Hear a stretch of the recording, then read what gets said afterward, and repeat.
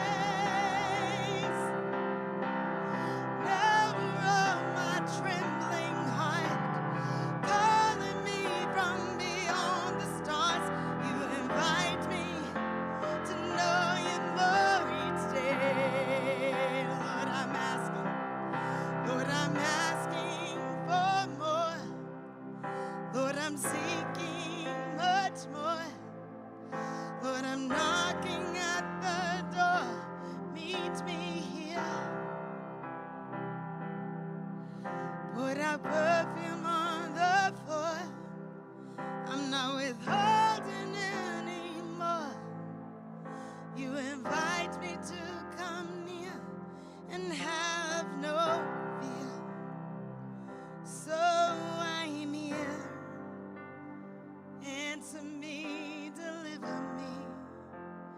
I am yours.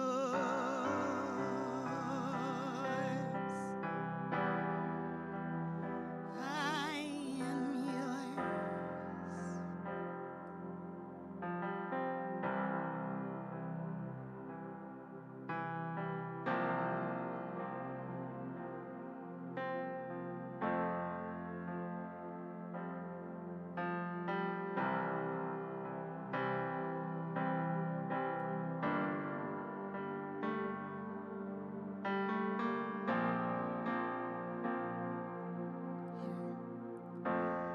Here is where I lay it down, every burden, every ground.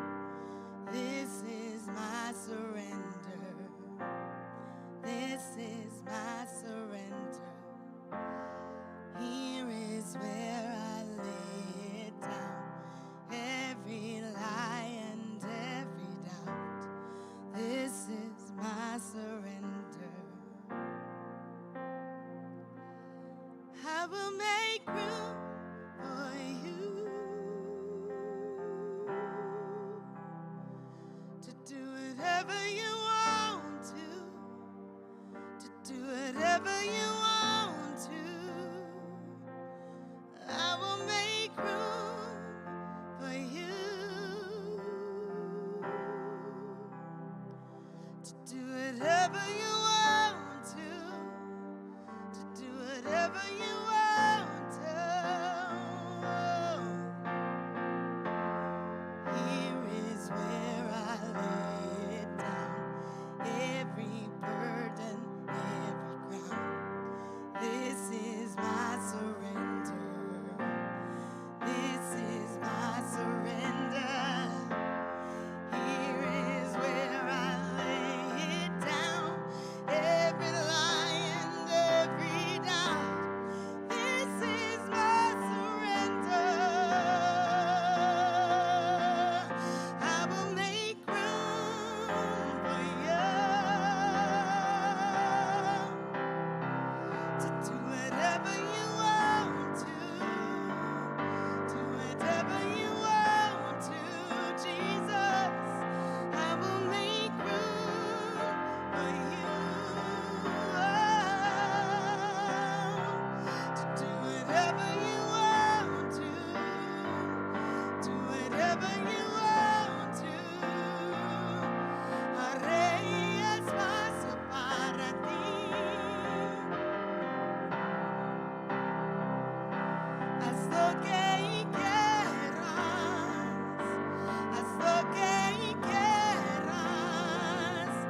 Haré espacio para ti. Haz lo que quieras, haz lo que quieras.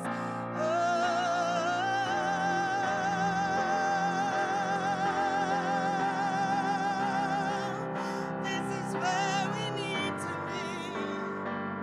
This is where we need to be. Oh, in your presence, here with our sisters, here in your presence.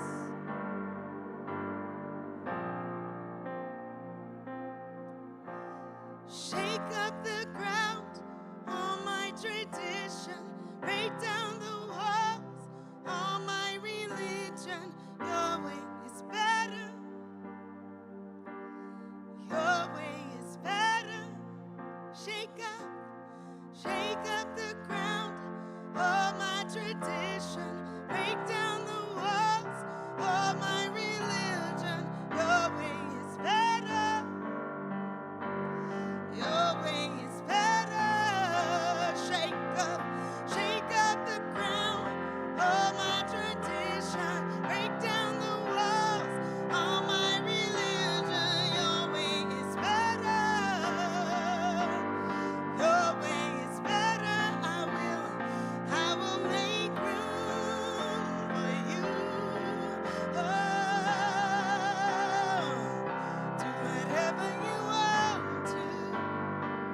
Do whatever you want to. Yes, I will make room for you. Oh, to do whatever you want to. Do whatever you want to. Haré espacio para ti. Oh, haz lo que quieras. Haz lo que quieras. Haré espacio para ti.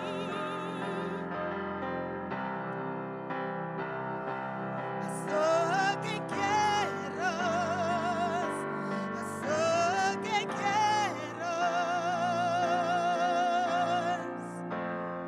Here is where I lay it down. You are all I'm chasing now. This is my surrender. This is my surrender. Here is where I lay it down.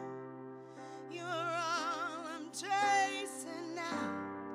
This is my surrender.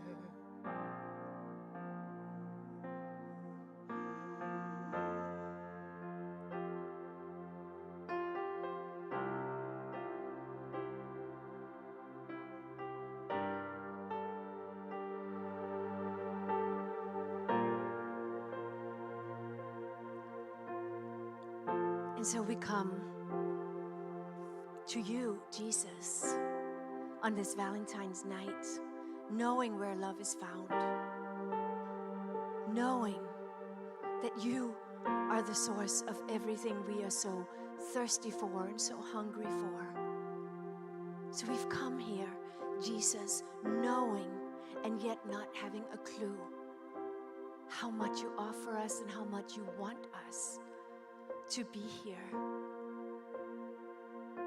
I ask, Jesus, that you would open our senses to realize more how much you want us, more than we want you. You loved us first. You love us most. I pray that your love comes cascading over those places in our hearts that are somehow afraid that love is not for us, that love is for other people, even for other Christians, but not for us. Because sometimes it feels so loveless or so barren. But you've called us here tonight, of all nights, to be together, to taste your love, to bring you our thirst, to bring you our need, to bring you our worship, to bring you our thank you, to bring you our sisterhood that you have given to us and that you are cultivating. And we just come and ask you to do what you want, Jesus. This is your night. We are yours. So have your way tonight. In Jesus' name, amen. Amen. Have a seat. I am so grateful that you guys chose to spend Valentine's night here with us.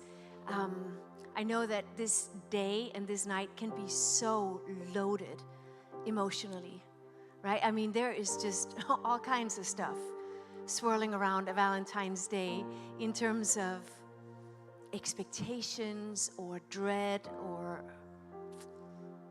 for some, I know, for many people, it's this cultivated Hollywood type expectation of a romance that never quite doesn't deliver what we thought it should be, or the dread of loneliness that's amplified on this day when you see couples everywhere and you see pictures of what it should be supposedly. Or for some like me, it's more like a disgust with the whole commercialization of the whole thing. But it's still an emotion, and I'm still taking the bait of reacting to it. Or for some, it's just whatever. It's any other day, right? What emotions, this is just between you and God. It's a question on the handout that has a gazillion questions tonight. because I'm going to ask you to take all these questions home at the end of the night and pray over them through the week. So catch what you can tonight and then fill them in as the week goes. What emotions do you associate with Valentine's Day personally? What is it for you? How did you feel waking up this morning? If you were aware that this was Valentine's Day, just try to capture that. And then, what shaped that emotion, that relationship with Valentine's Day for you? Why is this how you feel about it?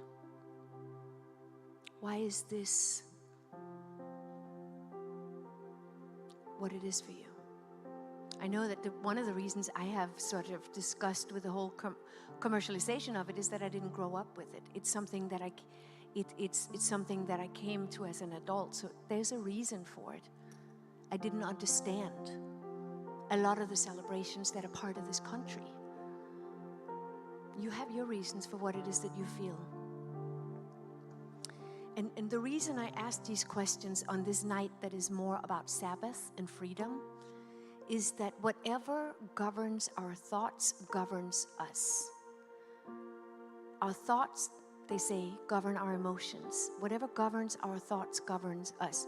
So the more we can be aware of it, the less we can be just hijacked by it.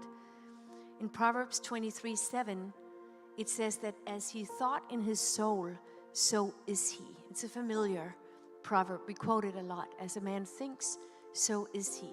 And I wanted us to see it tonight in this context of both Valentine's Day and freedom and Sabbath. The context this sentence is found in is in a context of not being honest with each other. It's in Proverbs 23, verses 6 and 7 says, "Do not eat the bread of a miser," meaning somebody has invited you over, but they're miserly, they're stingy. Nor desire his delicacies, for as he thinks in his heart, so is he.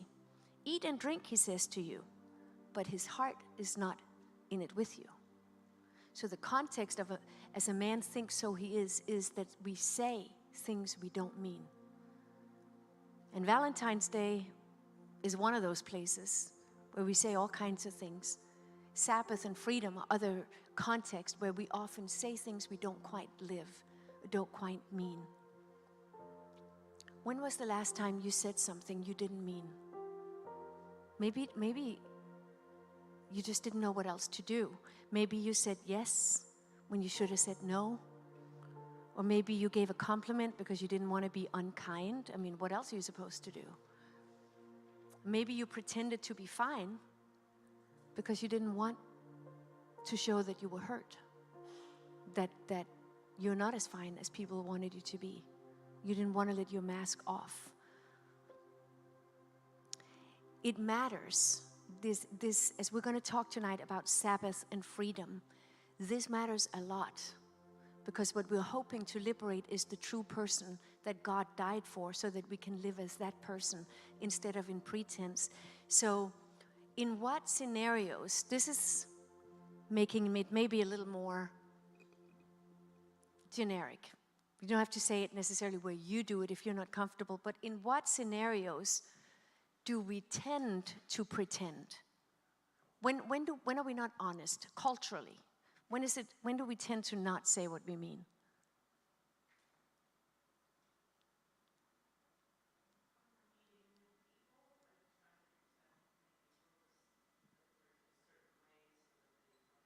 Yeah. When we meet new people and we think we have to be a certain way so that they'll like us. Normally you don't let everything hang out at the first encounter because you're assessing how much you can trust. When else do we? Oh, family gatherings, yeah. If I had asked this question before Thanksgiving, it would be all kinds of scenarios. Yeah. At work. At church. Yeah. When we are afraid of their reaction. Would you say that not saying what we mean and not being honest is mostly motivated by fear or lack of trust? Or are there other reasons?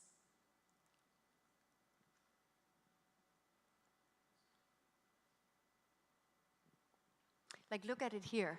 Like, oh, were you going to write it? What did you say? When we're afraid of their reaction. Ah, yeah, that's what jump-started my other questions.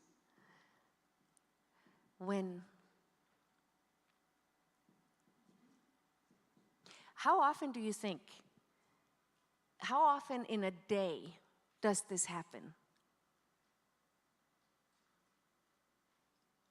How common is it? Like, is it 50% of our interactions, or what do you think? At least once. Why? Tell me why. Let's get into some of the more reasons as to why it can be so difficult to just be who we are in these contexts. Insecurity.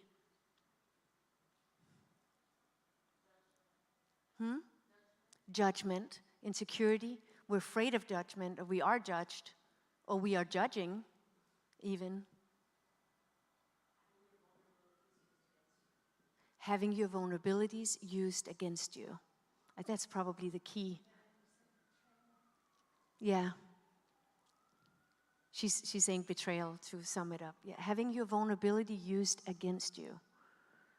Yeah. And we're afraid of that because we've had it happen, right?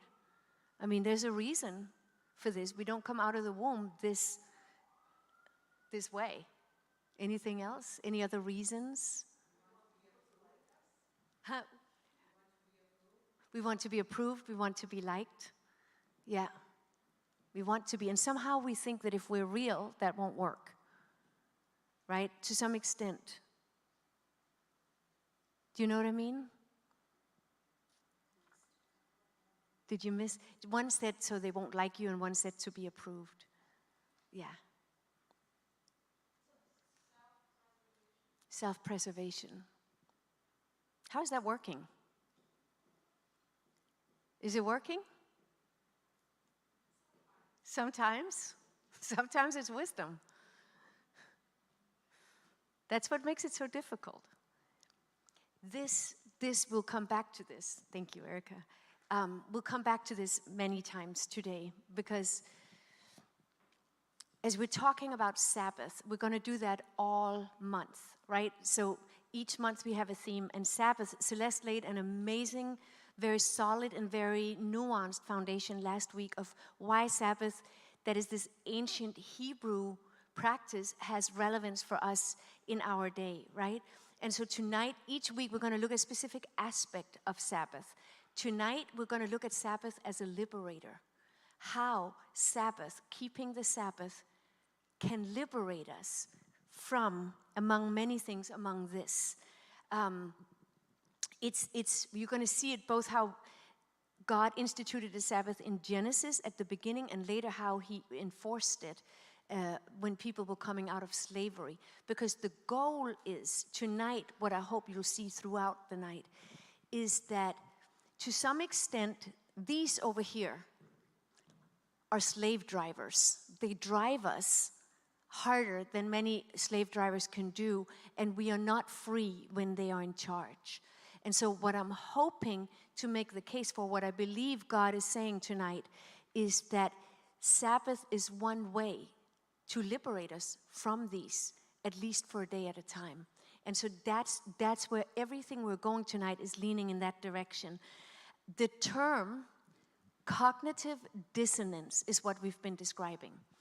It's used to describe the mental discomfort that results from holding two conflicting beliefs, values, or attitudes. Like the inconsistency between what people believe and how they behave motivates them to engage in actions that will help minimize feelings of discomfort. People attempt to relieve this tension in different ways, such as by rejecting, explaining away, or avoiding new information. Some signs that that what you're feeling might be related to dissonance include feeling uncomfortable before doing something or making a decision, because you're not sure that you can trust your own decision making, or trying to justify or rationalize a decision you've made or an action you've taken. because again, you weren't unified on the inside when you did it. Feeling embarrassed or ashamed about something you've done and trying to hide your actions from other people, or doing things because of social pressure or a fear of missing out, FOMO, even if it wasn't something you wanted to do. So think about just for yourself this last week.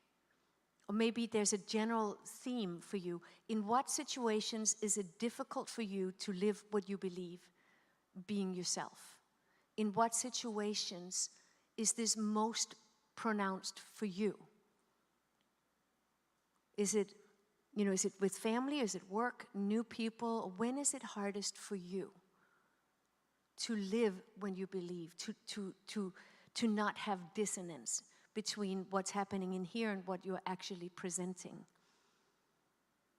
Imagine, just try to be aware of where that is true, and then imagine if one day, every week, that would just go away and you would be free. It's not like, it's kind of like, but it's not like when people who are on a diet, it's like, I have one cheat day a week. It's not like that, because it's not there's no cheating in it. But if for one day a week, these things would completely lose their hold on you, their pressure on you, imagine what that day would be like. Sabbath by itself won't do it. But I'm going to make the case, hopefully, throughout the months, that it is a phenomenal tool towards it. It's God who does it, but Sabbath gives room for him. If we do not allow for a rhythm of rest in our overly busy lives, illness becomes our Sabbath, says Wayne Mueller about Sabbath. And it can be busyness in terms of activity, it can be busyness in terms of the mind, it can be busyness in terms of keeping up appearances. And whatever it is that is a stressor is what a Sabbath will most accommodate, will most help, but it will also be what makes it the hardest for you to take and make a Sabbath happen. Our body, soul, and spirit are so interconnected that even if, let's say your slave master is insecurity or betrayal, or it's emotional, or it's mental, or it's relational. But because body, soul, and spirit are interconnected, if your body gets rest, you have a better chance of fighting against it. But if your body is wound tight and stressed out and not resting, the chances of kicking these are much lower. Most likely it will be exacerbated by a body that hasn't rested. Like it's for us, it's easy to see it in toddlers, right? In babies. I mean, for those of us who have raised babies, you know that there's a level of exhaustion in a kid that it doesn't matter what else you do. Until they get a nap, nothing will be right. Like it doesn't matter. You can reason with them, you can tell them how much you love them, they don't care. Until this nap, until their body has reset, you can't really do anything right, because it's just out of whack. And God has made us far more vulnerable and limited in our bodies than a lot of Christians are willing to accept, because we think we can mind over matter everything. And Sabbath, among other things, is calling us back to honor our design, to work with what God has created instead of constantly overruling it. There are seasons of overruling it. There are times when faith requires sacrifice that overrules it. But as a lifestyle, we're talking about a lifestyle of honoring how we're made. Like, how do you react personally? This is one of your questions between you and God. How do you react when you get overtired, overexhausted, just stressed? What does it do to you? Does it make you a better or worse version of yourself? Across the board. No one is a better person stressed.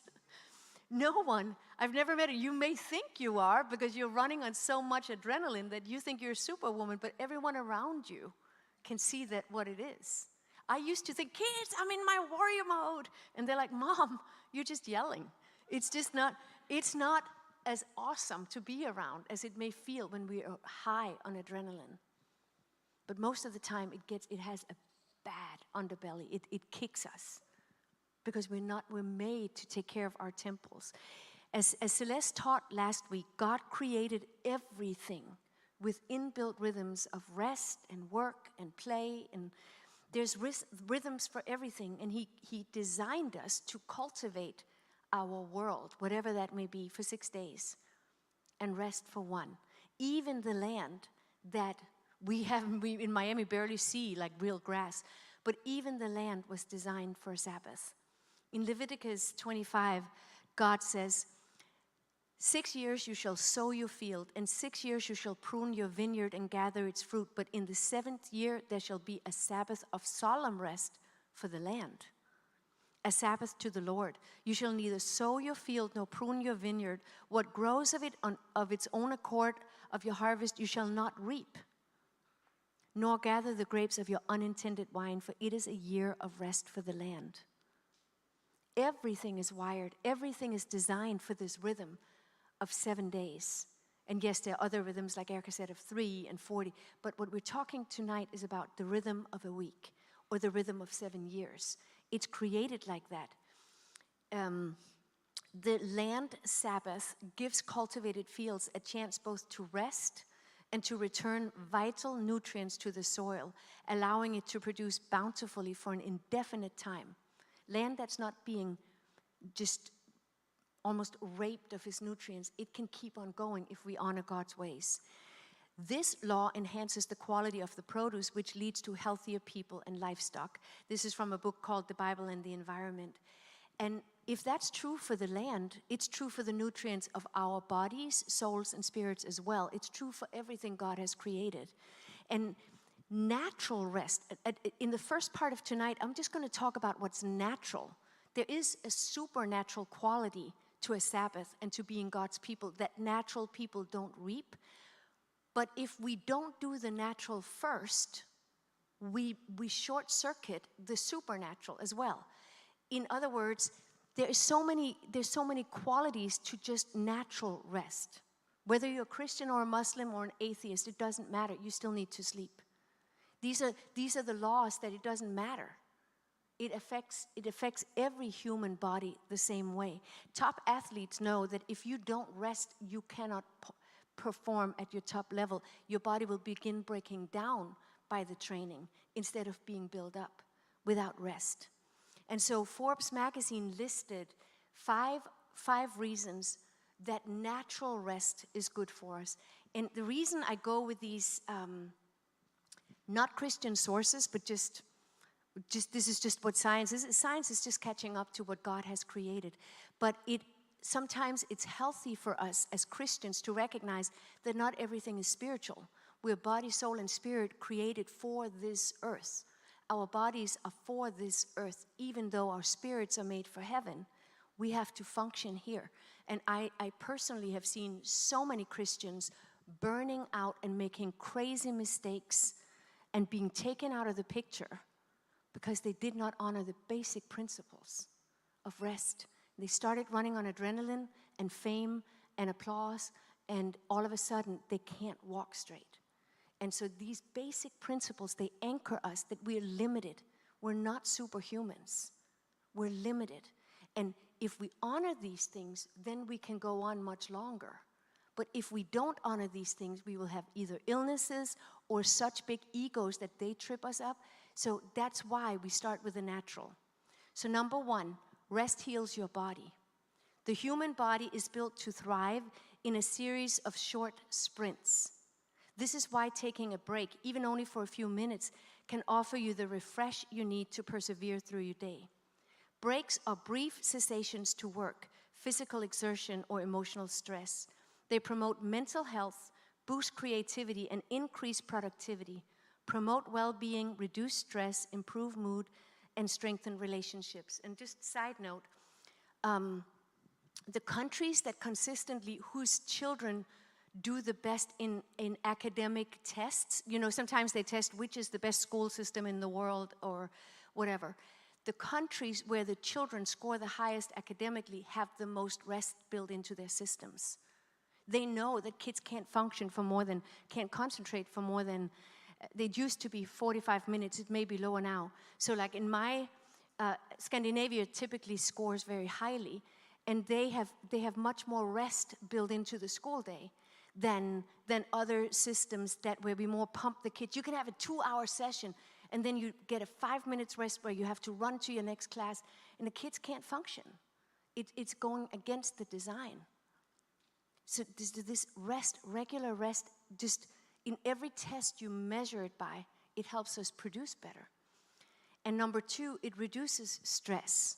Chronic stress suppresses your immune system and increases your risk of disease. During stress, your body experiences fight or flight physiological arousal, heightening your senses due to perceived danger. You may experience an increased heart rate or blood pressure during this state, slowed digestion functions, increased hormone levels like cortisol and other responses. Most of us know this, but we don't know how to get off of it. We don't know even what is a natural rhythm. Resting activates the parasympathetic nervous system, the opposite of the sympathetic nervous system, which is the flight or fight response. So when you rest, you come out of that fight or flight mode. And sometimes, if you've been in that for a long time, when you rest, you get sick for a while. I used to get sick when I was a young adult, when I would come home to my parents, because I lived in such high gear that when I rested, I collapsed. But regular rhythms of rest will prevent that and will actually restore you. It's just a symptom of how depleted we are if that happens. Number 3, it boosts creativity. When you take time to rest and relax, you're naturally more creative. Time off helps you refill your reserves.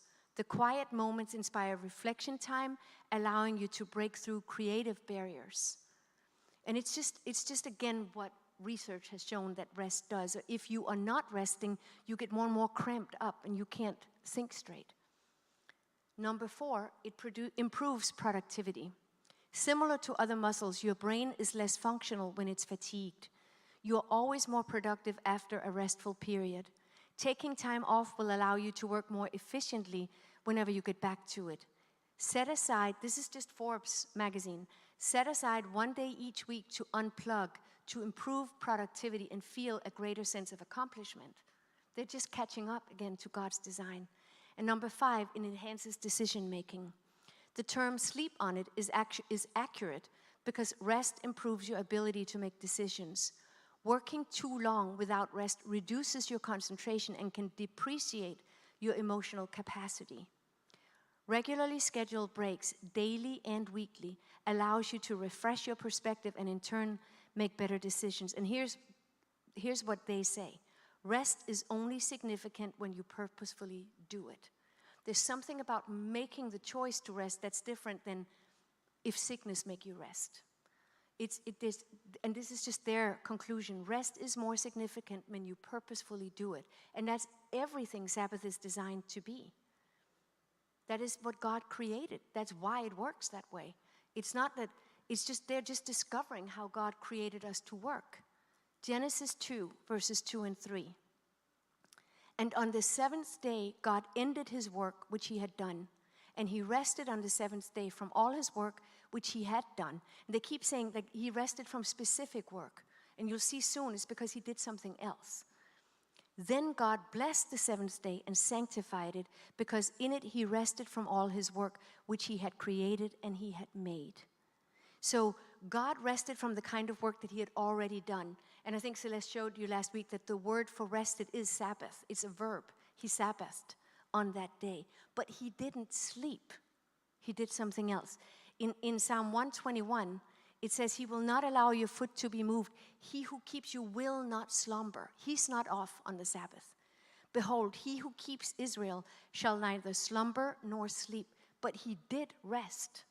He did do something different, but he didn't sleep. And that matters as we sort of shape our perspective of what a Sabbath is supposed to be.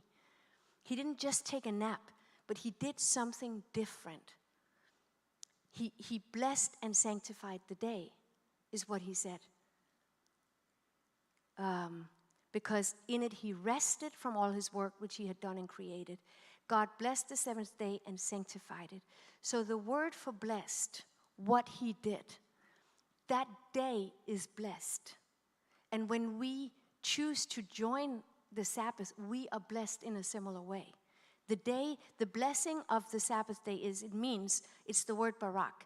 It means to kneel, by implication to bless God. But it's as an act of adoration, but it's also vice versa. So it's a mutual blessing. We bless God, God blesses us as a benefit abundantly, all together, to congratulate, praise, salute, still, and thank. Passively, it means to be blessed, to be adored, to receive God's adoration, and to be prospered by God. Can you see that when, like, some of these words, like abundantly, altogether, congratulate, praise, salute, thank, it's not that you just, as a lot of people have thought of Sabbath, a lot of people have made their kids have Sabbath, you just sit still and do nothing in your stiff clothes, or you're in church the entire day, and you just sit still and hope that you don't fall asleep or do something wrong. That is not what it's meant by. That's not the intention of Sabbath. It's far more lively and alive than these religious imaginations we a lot of times have, because people have made the Sabbath into something stiff and lifeless. To be blessed is wonderful, right? It's to be adored by God, is what he says. To be celebrated, to congratulate, to like, wow, look what you've done. And then he sanctified it, which is the word kadas. It means to show oneself sacred or majestic, to be honored or treated as sacred, or to be consecrated or dedicated. And so the blessing and the sanctification, even people who don't know God, if they honor the day, a day, 1 day out of 7, as a day of rest, they will reap the natural benefits from it. They won't reap all the spiritual benefits, but God says in the Bible that people who don't know him but who keep the law are more blessed than people who do know him and don't keep the law. Because it's simply that they cooperate with how he made us. So whether they believe it or not, whether they do it for whatever reasons, they will still reap the physical benefits. But it stops there for the people who don't know him. But for us, if it doesn't start there, then we don't reap the fullness of the emotional and relational and spiritual benefits that he has in abundance on top of the natural ones. Does that make sense? We have to start with the natural ones first. So look again at the 5 natural blessings of rest. It heals your body. It reduces stress. It boosts creativity. It improves productivity. And it enhances decision making. Which of these 5 benefits do you most need? Which of these 5 is most important to you? Is it healing?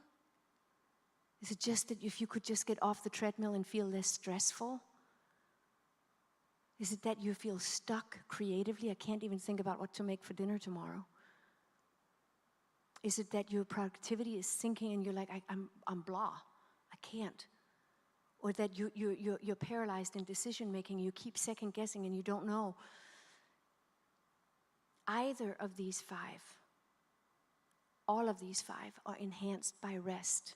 And there is just by you coming in here tonight, there is a mental rest that you're receiving.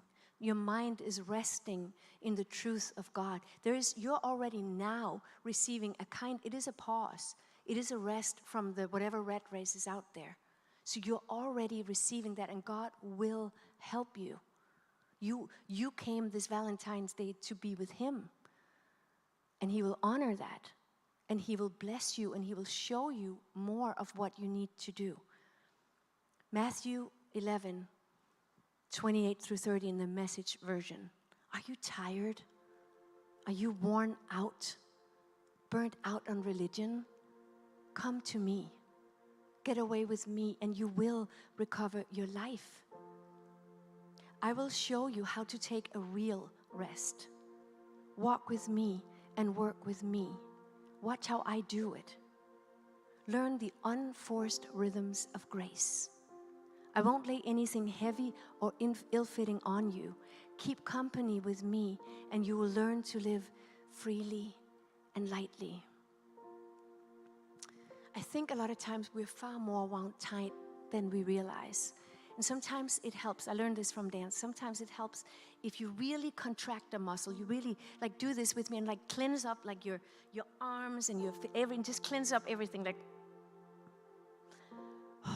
and then let it go. Sometimes it's easier to release after you contract, and you can then like let it go. Try to just one more time. Just feel like it helps your muscles like exaggerate the tension you already have. Like just. Can you feel it? Let it go. You don't have to be so tense. God wants to release it. During this song, just tell him what you need from him. Tell him how tired you are, or whatever you need to tell him. Come as you are to him and let him adore you and embrace you and celebrate that you came here tonight, because he honors that.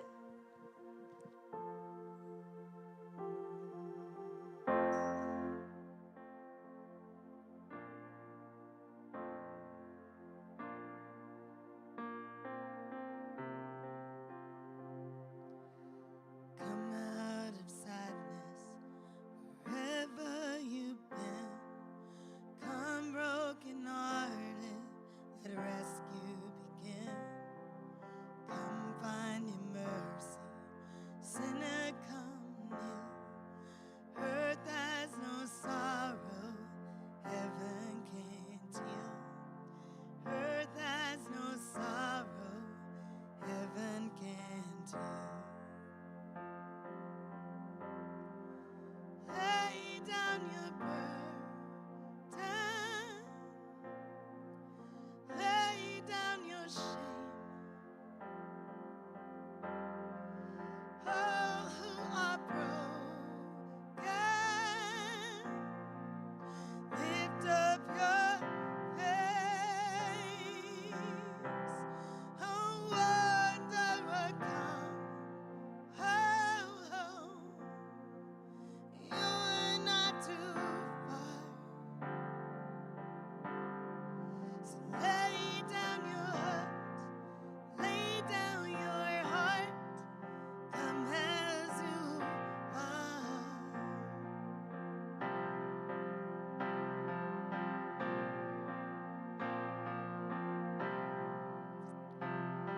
There's hope for the hopeless, all who have strayed.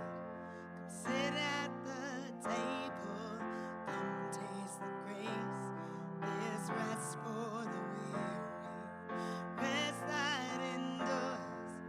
Earth has no sorrow, heaven can't cure. Earth has no sorrow, heaven can't cure. Lay down your burdens, lay down your shame. All who are broken, lift up your face. Oh, wonder will come. You're not too far. Lay down your hurt, lay down your heart. Come as you are.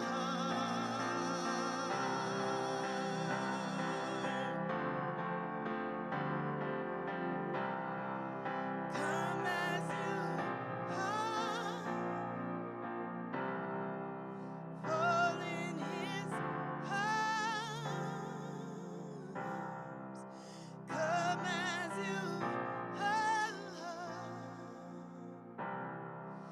Fall in his arms.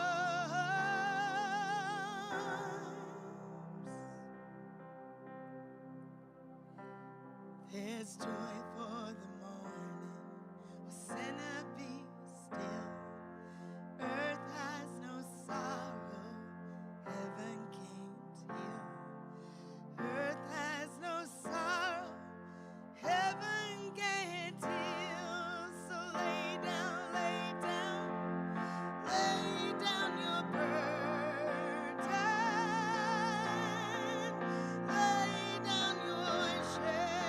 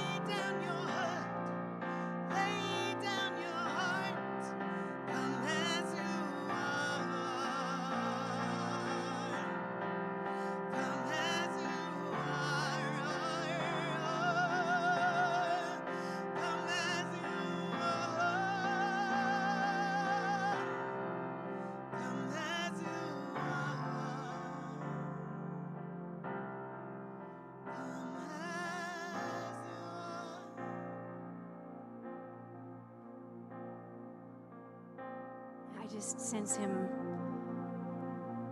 saying to us that he knows what we carry. He knows why the burden is so heavy. He knows the things that we feel like, I don't know how to drop this. I don't know how. And I just have such a strong sense of him saying, I know that. It's okay. I can help. Your job is just to come to me. You just come. You just receive what I offer. I know you can't do this, but I'm going to help you. And there's something specific that you need to know, that he says, I am going to help you. This is not going to drag on forever. I am going to honor that you asked, and I will help you. Father, show us what that means. For in 6 days the Lord made the heavens and the earth, the sea and all that is in them, and he rested the seventh day. Therefore the Lord God blessed the Sabbath and hallowed it. And this is a different word than the one we just saw in Genesis. This is now in Exodus, when he has led his people out of 430 years of slavery. And the rested here, it's a word that he's using for people who have been slaves for generations. It means to settle down, to be granted rest, to be left, to be placed, an open space. In Exodus, God is given now the Sabbath as a law. In Genesis, he showed this is how everything is made. In Exodus, when he repeats this, it is a law because people don't know how to live without slave mentality. We are cultivated by a slave mentality. All they had known, historically what had happened was that they had been slaves for over 400 years. And so life had boiled down to this is the goal in life, avoid the whip. I have seen people who live like that. When I came to Romania right after the Iron Curtain fell and communism fell in Romania, and people they could see they had lived for generations. Just the whole goal is don't notice me. I'm trying to be invisible. I'm not. And you try to erase yourself to not incur punishment for generations. That's what you've been trained to do. And so there is no creativity. There is no rest. There's no ambition about anything. Or just don't notice me. Maybe I won't get the whip today. This is, for them, it's as far back as anyone can remember. And I'm reading a book on heaven again because I'm so fascinated by what it is like when things get real. And one of the things that is continuing, we don't even know the yokes we carry, how heavy the insecurity really is, how much it's affecting us, how much it's dwarfing and limiting our souls. But God knows what it's doing to us and how much it's a non-natural state for us to live in constant fear of betrayal and constant I can't let them use my vulnerabilities against me, and they will. There is a reason we live like this, just like there is a reason that the people in Romania would absolutely vacant stares in their faces. It was horrifying to see a whole people like this. So God had to make the people coming out of slavery take a Sabbath because they did not know what rest was. All there was is I gotta do. Mice in a wheel. We don't know to what extent that's true of us. How has the Lord made you slow down? In what ways does he make you slow down at times? How does he make it happen? It's not just illness, although that's a very common way. It's a natural consequence, and it's something the Lord is using. But there are other ways He takes away something. Or how has he made you slow down? What makes it difficult for you to slow down in this context of rest? What's rising up against you, against it? What makes it difficult for you to do it? That there is some connection to our slave mentality, which is individualized for all of us. And that is what tonight is about repeatedly. Look at the definition that he used of rest to the slaves coming out of slavery. To settle down.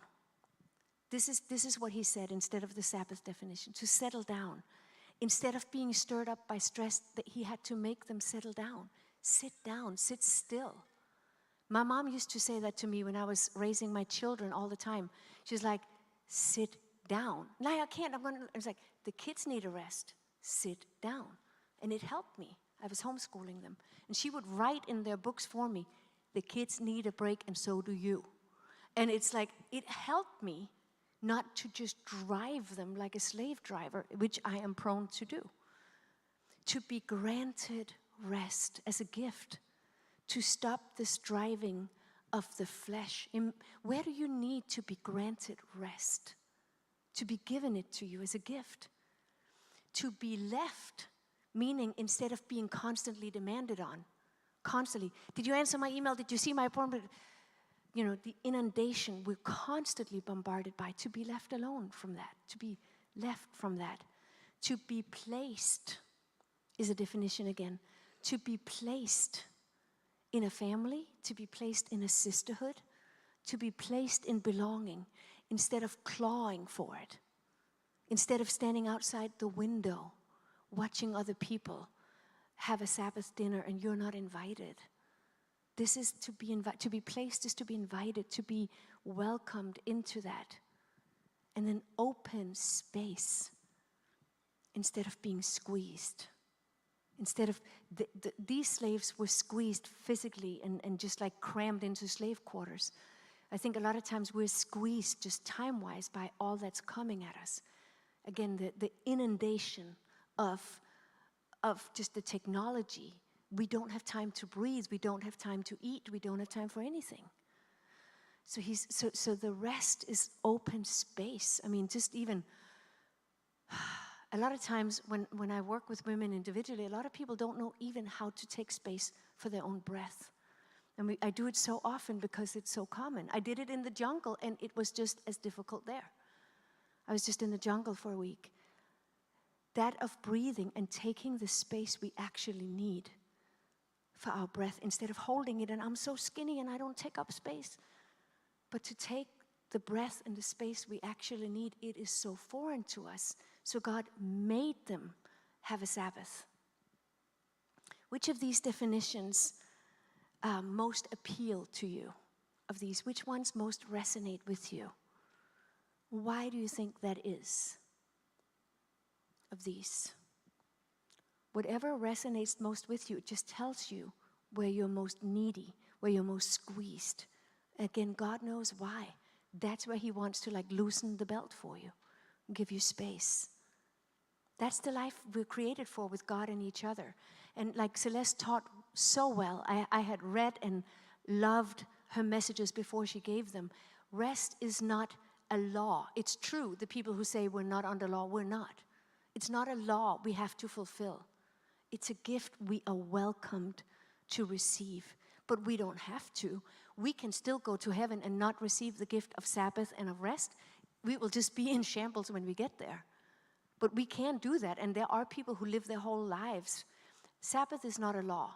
By itself, Jesus says some people regard every day the same. It's fine. But rest is a rhythm that we're called to. And rest put in time, as Forbes magazine told us, rest requires space and time. If you don't make time for it, it won't happen. Rest is not something you can just mentally only do. You need actual time to do it. And isn't there something inside of you that is just aching to just like exhale? If the land could rest for a year, I would like that. Especially if rest wasn't sleep or napping or being bored stiff, sitting still, but actually just doing what we like. which next week what we're going to talk about is the kind of joy that we can fill into the day if we take it. The kind of joy that is restful, not work, not a production.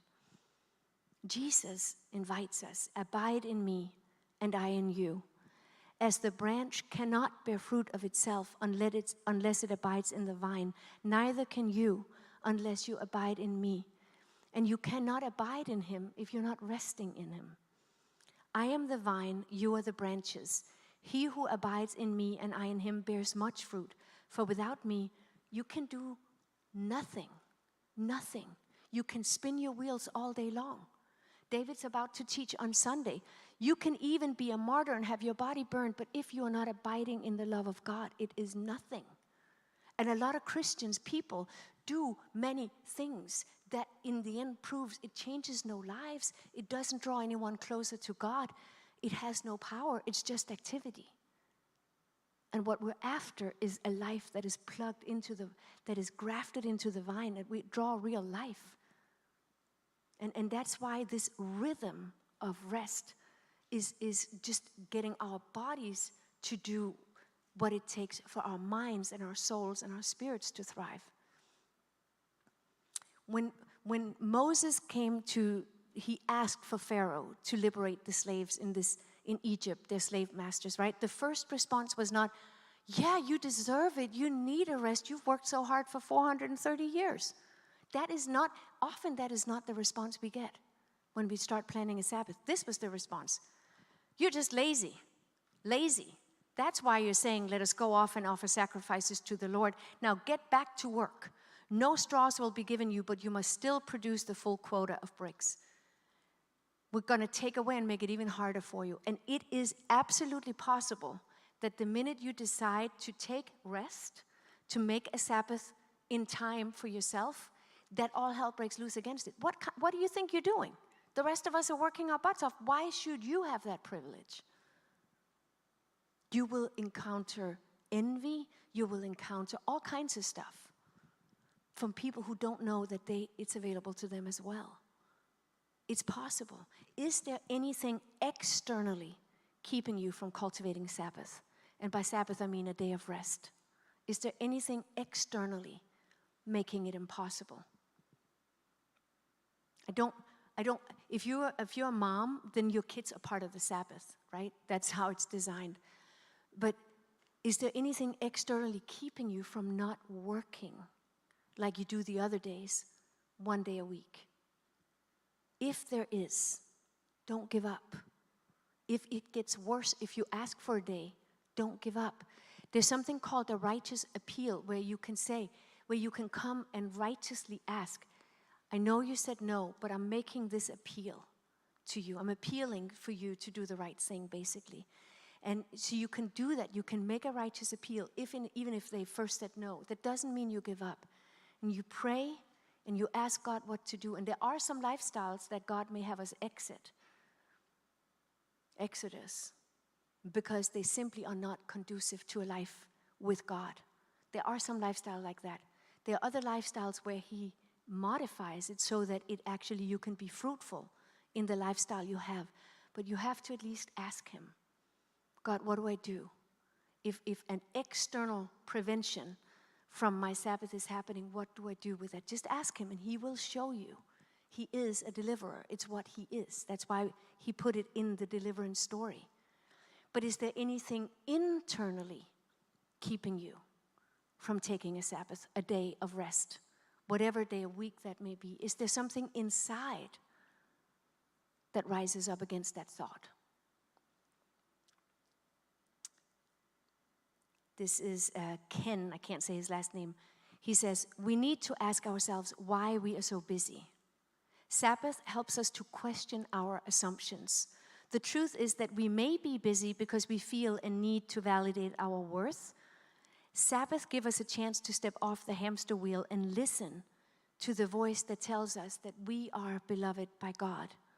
Sabbath heals us from our compulsion to measure ourselves by what we accomplish, who we know, and the influence we have.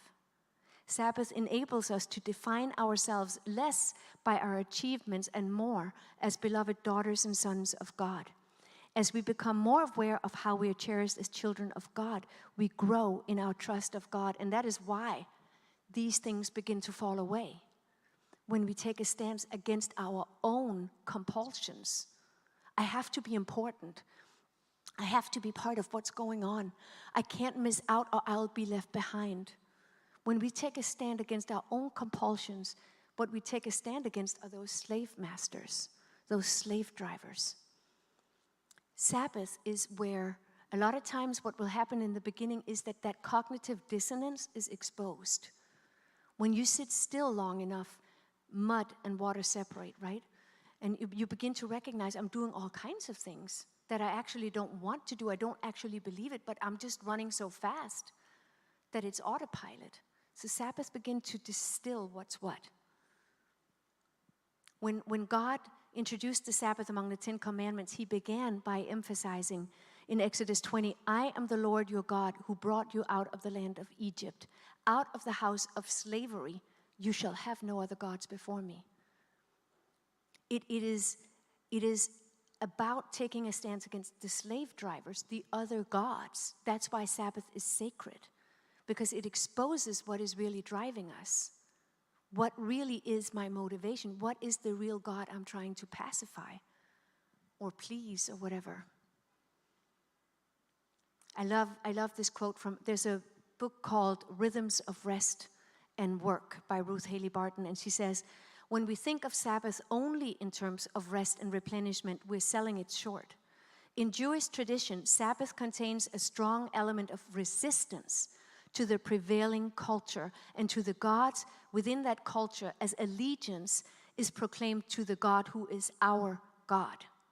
The practice of Sabbath keeping was and is an act of resistance against a culture that brainwashes us into thinking that good things comes only through unceasing determination, tireless human effort, and always being plugged in. And it's not just an act of resistance against forces that are external. Our practice deepens as we recognize and resist the internal drivenness, the self-determination, and the individualism that has been planted and cultivated in us. Our resistance is solidified as one day a week we take ourselves out of the soupy mess this potent combination has us swimming in. One day a week, we practice trusting in God as our ultimate strength and provider, rather than putting all our faith in what we can secure for ourselves through our 24/7 striving. We practice humility and dependence on God as we settle into the limits of our humanity and rest one day a week.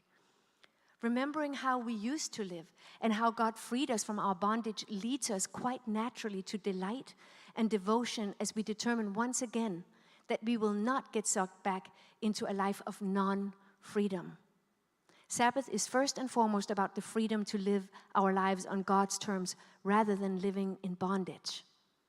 For me, that is so powerful. That's very motivating. Like, yes, I will take a Sabbath as a sheer defiance against insecurity, as a sheer defiance against all kinds of things. Like, that motivates me. It may be something else that motivates you, but how do we actually do it?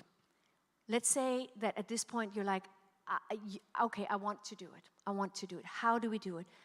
Point one, we start small. If you can't take a whole day, if taking a whole day is not realistic for you, then take what you can. Maybe claiming one afternoon a week for not work, as a Sabbath. Maybe that's enough. Maybe you can have one long morning a week. Start small. Start with what you can. Don't give up until you can have a perfect Sabbath day. That will never come. You take what you can and then you expand from there. The goal for tonight is simply to make the case, to make the mental decision that a Sabbath is worth the fight, that you can do it, that not doing what we do on the other 6 days is worth at least the experiment to try. So start small and then start making it regular. Regularity is hugely important. I know that in the American way of doing business, that's very difficult because some people don't have the same schedule week to week. But again, pray about it, because the regularity, it's the rhythm of it, is part of the secret. It's the rhythm of it being regular. Your body settles into a rhythm. So if you can't do it, still take the days you can, but pray about, make a righteous appeal for a regular day, because your body settles into it. And if not, if it's like one day you have 14 days between, some days you have 2 days between, you won't get the same benefit as just the rhythm. We're created for rhythm. We're created for doing things. The habits are good, for good habits.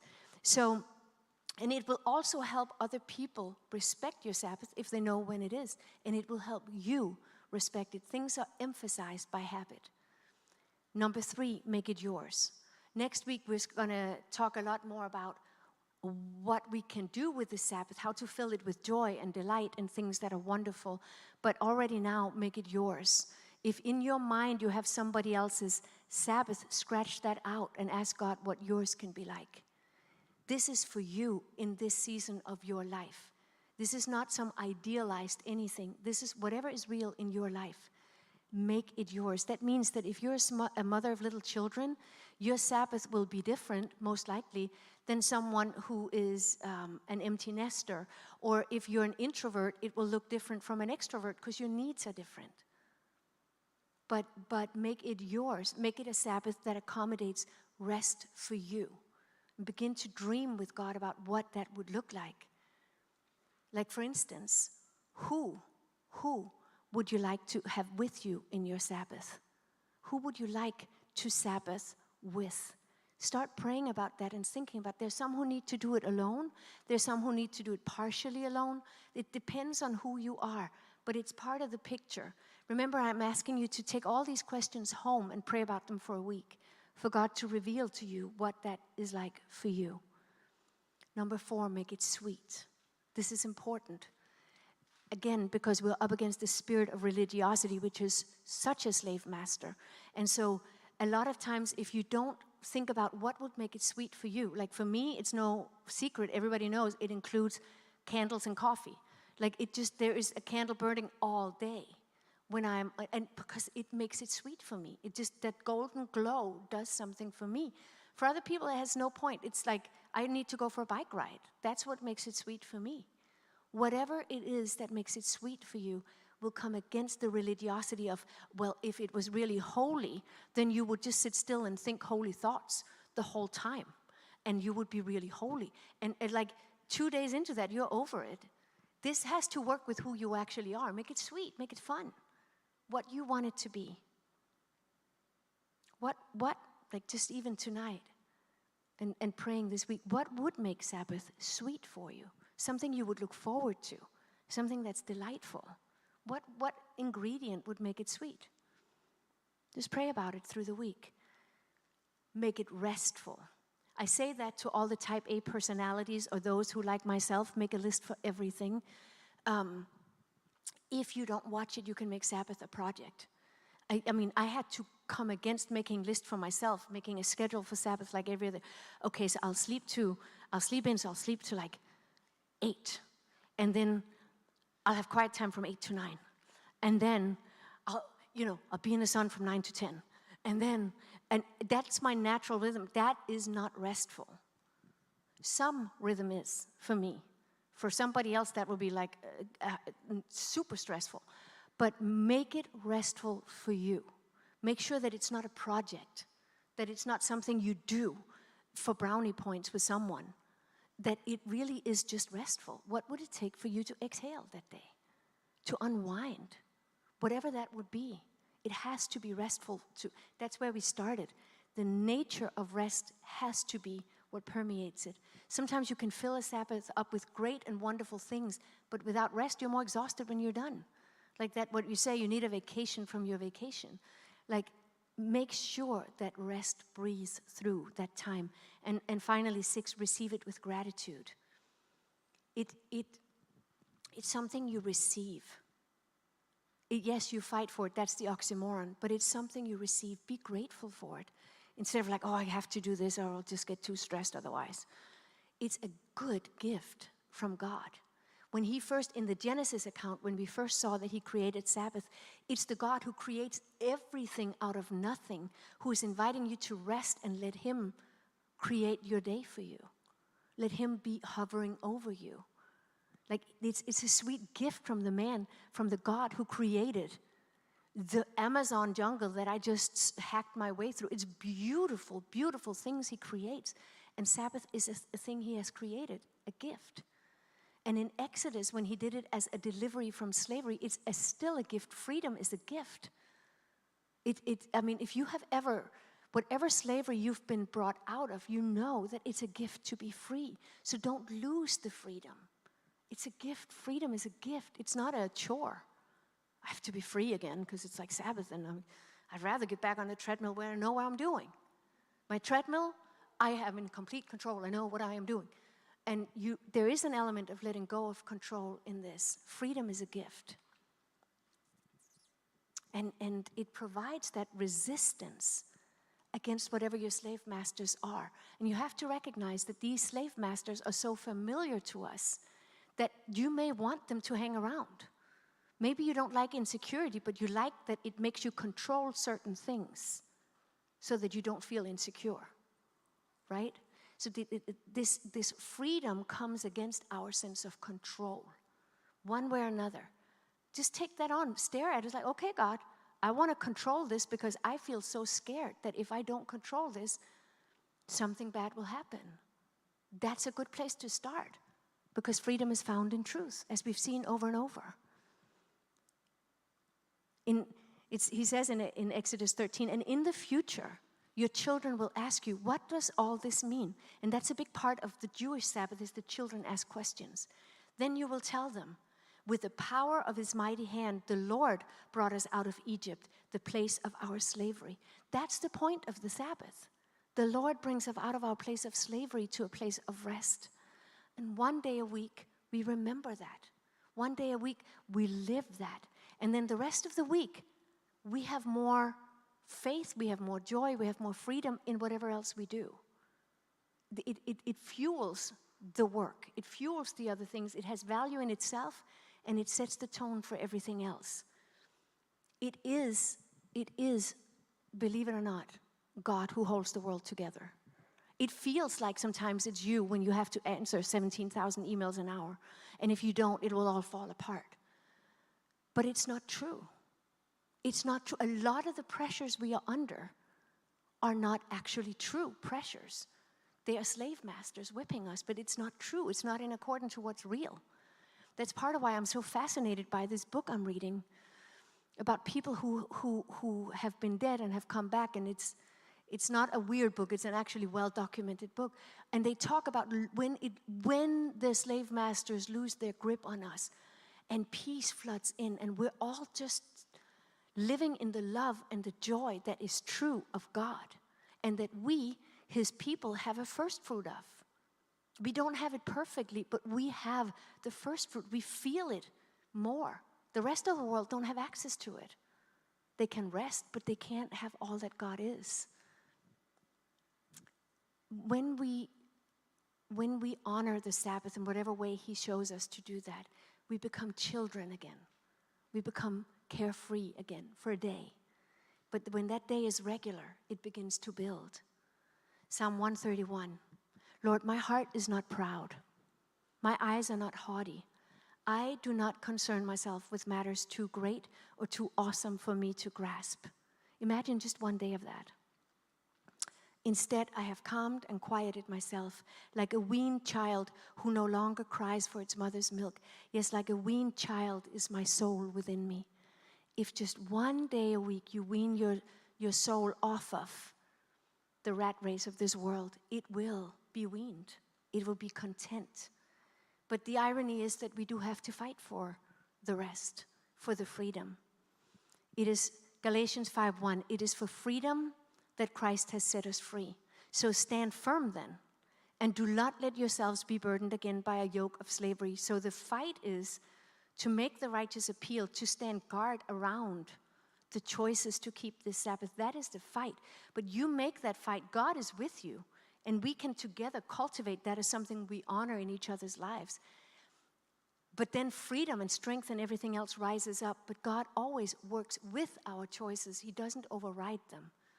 Except if he has to make us take a rest, break our legs like he does wayward lambs. who will not stop running astray. But he prefers to work with our will so that we could together cultivate a sweet Sabbath culture. So for me, I told you, I'm motivated by the resistance. I'm done being driven by these slave masters. That gives me courage and a fight. What motivates you? What would motivate you to take on the fight for a Sabbath? What would be your motivation? If anything comes to mind now, capture it. If not, pray about it through this week. God, what would motivate me to actually do it? We all know about people who start diets and they last 2 seconds. This is not a diet. This is coming into sync with the rhythm of the universe, how God has made it. Whatever would motivate you is hopefully rooted in God himself, and you unite your strength with him. So the homework this week is to pray over this your handout, your paper, and with God ask him, show me your desire in all of this. Show me more than I can see. For all of these questions, show me more. So that when we come back next week, you will have had an encounter with God. You will have clarity. Because he always answers when we ask him. So that's the homework for this week. Let's stand and just stand for freedom.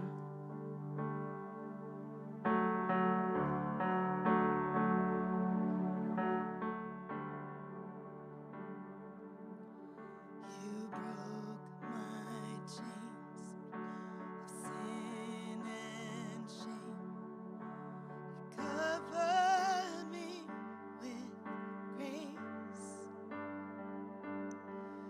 You mend my life with your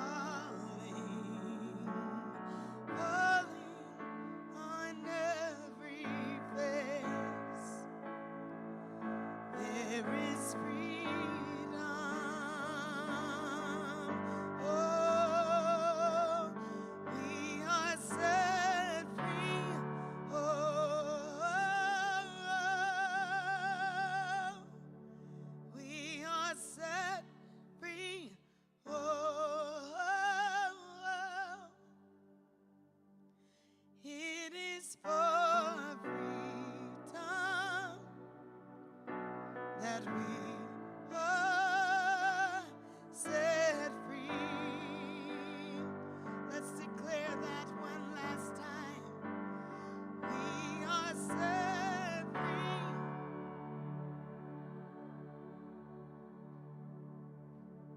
We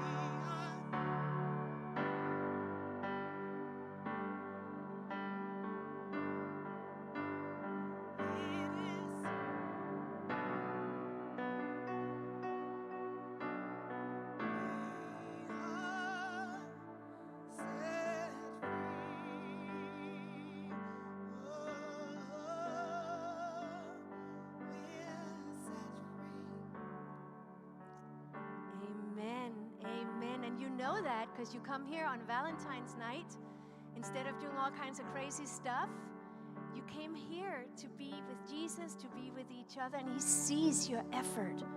He sees your desire, and He sees the strength that is growing in our sisterhood. So come up here into our circle that is so important to us. And yes, standing as one in freedom. Hey.